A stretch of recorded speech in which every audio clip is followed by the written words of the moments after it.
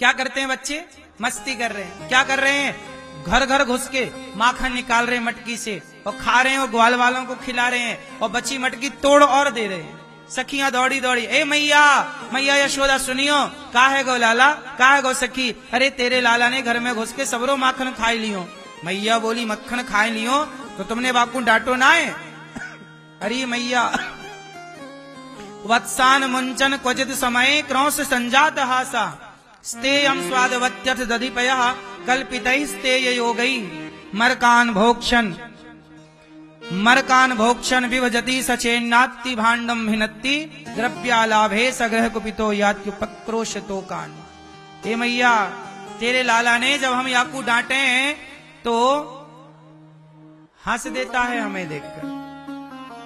जब हम देखते हैं याकू हंसते हुए तो हम सारा गुस्सा भूल जाती हैं। मैया ऐसी लीला करे तेरो लाला। मैया बोली जब तक रंगे हाथों याकू पकड़ोगी ना हम तुम सबन की बातन को भरोसा ना करेंगे। अब भगवान श्री कृष्ण को पकड़ने के लिए गोपियों ने प्लान बनाया। मटकी के ऊपर ऊपर घंटी लटकाई दी सारी गोपियों ने।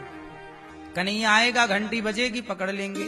पर भगवान ने दोस्ती कर ली घंटी से। भगवान तो भगवान है।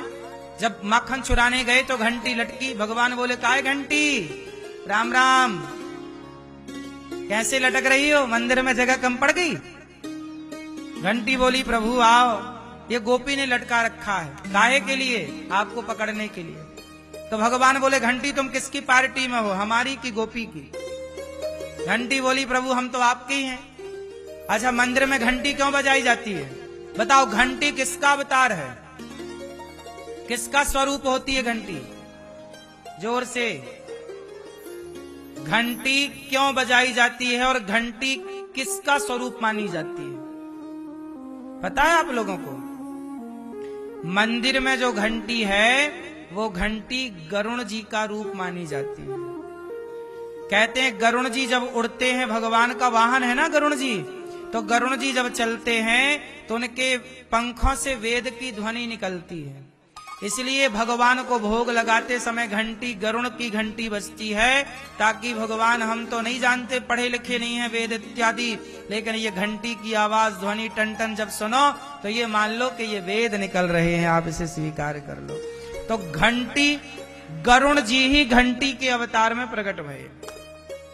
इसलिए आपने प्राचीन घंटियों में देखा होगा गरुण जी होते हैं, है ना? घंटी में कौन बने रहते हैं? गरुण जी। तो घंटी गरुण जी ही है। तो घंटी भगवान ने कहा घंटी अब बताओ किसकी पार्टी में हो? प्रभु हम तो आपके हैं। अच्छा ये बताओ हमारी पार्टी में हो तो हम माखन कैसे खाएंगे, तुम बजोगी। भगवान बोले क्या करें? घंटी बोली प्रभु आप बताओ क्या करें। भगवान बोले यदि हमारी पार्टी में हो तो हम जब माखन खाएंगे ना मटकी के पास आकर, तुम बजना मत। भगवान ने ग्वाल वालों का बनाया गोला, चढ़े लौंदा बना बना के सबको खवा रहे हैं। घंटी काहे को बजे? चुपचाप, क्योंकि पार्टी भगवान की पार्टी में वो घंटी नहीं बजी। जब सब खा गए, ग्वाल वाल मन सुखा मधुमंगल श्री दामा, सबने खाया, सबका अरे कन्हैया पेट भर गए, लाला बस कर।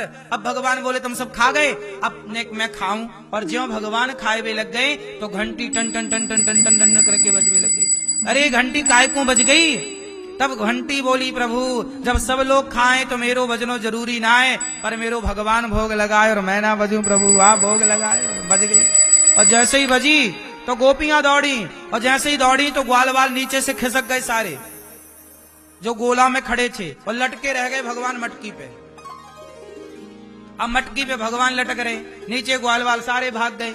अब गोपियां अच्छा कन्हैया दारी के तैनी सबरो माखन खाए लियो, और मोकू लगे कि बिल्ली खा जाए सबरो माखन।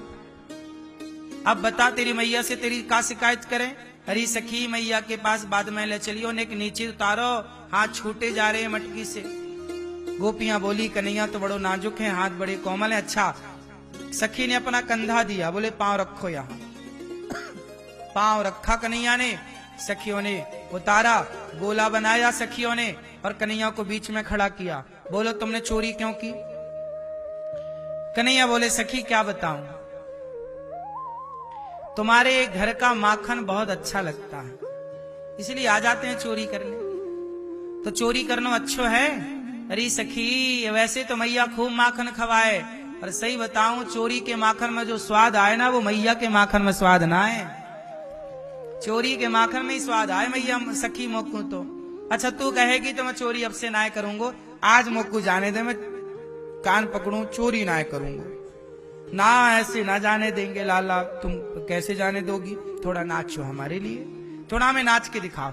अच्छा ये गोपियां जो सखियां है ना, इनका उद्देश्य कृष्ण को पकड़कर मैया के पास ले जाना था ही नहीं, शिकायत तो बहाना था। गोपियां का कोई मन थोड़ी था शिकायत करने का, वो तो शिकायत के बहाने भी कृष्ण का दर्शन करने यशोदा के आंगन में जाती थी, किसी बहाने लाला का दर्शन हो जाएगा। जगत के पालनहार आए हों और उनका दर्शन करने भला कौन ना जाना चाहेगा। ये तो गोपियों का बड़ा सौभाग्य है कि तुम्हारे आंगन में ये वृंदावन, यह वही क्षेत्र है जहां भगवान ने तमाम लीलाएं की। भगवान की जन्म, देखो भगवान का जन्म हुआ मथुरा में, फिर गए गोकुल, फिर वहां से नंदगांव गए, फिर उसके बाद भगवान वृंदावन आए तो कुछ लीलाएं वृंदावन में की। ये सारी लीलाएं अलग अलग जगह पर हुई, कहीं माटी खाई, कहीं रस्सी से बांधे गए, कहीं गिरिराज जी उठाया तो गिरिराज जी हैं। ये सारा जो धाम है ना 84 कोस का है ब्रजमंडल। कितने कोस का है? 7 दिन लगते हैं पूरा भ्रमण करने में कार से। तो भगवान की गोपियां शिकायत नहीं करती, वो तो भगवान के रूप का आनंद ले रही हैं, दर्शन का आनंद ले रही हैं, और शिकायत एक बहाना है। गोपियां भगवान को कहती हैं तुम हमारे लिए नाचो। भगवान बोले नाचेंगे तो क्या दोगी? बोले छाछ। ठीक है, थोड़ा नमक डाल देना। सोचिए, काला नमक डालकर छाछ में भगवान पी रहे हैं, या तो फिर मीठी छाछ वो मिश्री डालकर पी रहे हैं। जो परमात्मा संसार को न चाहे, जो भगवान पलकें झपकाएं तो प्रलय हो जाए और आंखें खोलें तो सृष्टि उत्पन्न हो जाए, वो भगवान आज छाछ के लिए गोपियों के आगे नाच रहा है। धन्य है ईश्वर। ये भगवान की भगवत्ता है कि भगवान भक्तों से इतना प्रेम करते हैं, इतना प्रेम करते हैं भगवान अपने भक्तों से कि पूछो मत। भगवान अपने भक्तों के लिए नाच रहे हैं। ऐसी लीला है भगवान की, ऐसी बाली। एक दिन भगवान मिट्टी खाए। मिट्टी कहां खाए? ब्रह्मांड घाट में। वहां भी 84 कोस की यात्रा जब चलेगी तो वो जगह भी आपको बताएंगे जहां भगवान ने मिट्टी खाई। मिट्टी खाई वो अलग जगह है। वो गोकुल के उस समय भगवान गोकुल में थे। वो गोकुल के पास यमुना के तट पर एक जगह है, उसका नाम है ब्रह्मांड घाट। तो ब्रह्मांड घाट, वहां भगवान ने मिट्टी खाई। मैया बोली च्योरे लाल तेने माटी खाई है, मुंह खोल आ। इतना सा मुंह खोला तो पूरा ब्रह्मांड नजर आ गया। पूरा ब्रह्मांड मुंह में नजर आया, इसलिए उस जगह का नाम पड़ा ब्रह्मांड घाट। अतल बितल सुतल तलातल रसातल महातल भूर भुवा स्वाहा, सत्य लोग, तप लोग, महर लोग, जन लोग, सब नजर आया, सब कुछ दिखा। इतने से मुंह में जिनके पूरा ब्रह्मांड समाया है, वो भगवान है। ऐसे भगवान श्री कृष्ण जब सब दिखाते हैं, मैया सब भूल भी जाती हैं। राजा परीक्षित बोले सुखदेव भगवान से, हे गुरुदेव ये बताओ, ये मैया यशोदा ने कौन सा पुण्य किया है जिस पुण्य के कारण जगत का पालनहार इनकी गोद में बैठ करके खेल रहा है। इनका दूध देखो, मैया दूध पिला रही है। किसे पिला रही है? जगत के पालनहार को, जो सबका पेट भरने वाले हैं। आज उनका पेट कौन भर रहा है? यशोदा मैया। वाह, धन्य है मैया यशोदा के भाग्य। मैया यशोदा के भाग्य जितना भाग्य तो ब्रह्मा का नहीं है। आज मैया की गोद में जगत का पालनहार सुख पा रहा है।